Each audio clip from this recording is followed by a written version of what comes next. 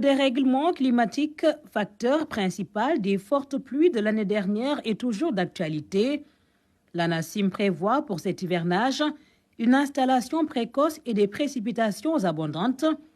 Pour parer à toute éventualité, ils sont tous là, les ministères concernés, les gouverneurs des zones critiques, les entreprises en charge des travaux, les maires, les institutions. La finalité est pour le Premier ministre de prendre en charge les préoccupations des populations.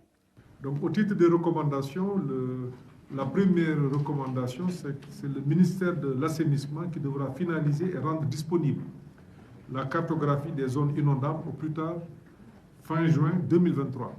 Cette cartographie est disponible et nous a été présentée.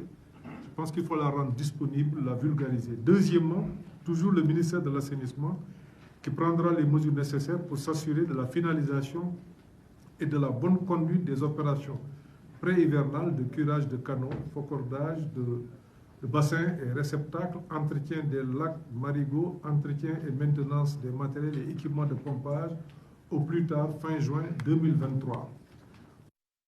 Le Sénégal a été amené à déclencher l'année passée le plan Orsec. Le risque d'inondation est toujours pris au sérieux. Le Premier ministre ordonne 14 mesures pour atténuer les impacts. Le ministre de l'Assainissement et les ministres des collectivités territoriales prendront des dispositions spéciales de gestion des eaux pluviales dans les cités religieuses en perspective du Magal et du Gamou. 9.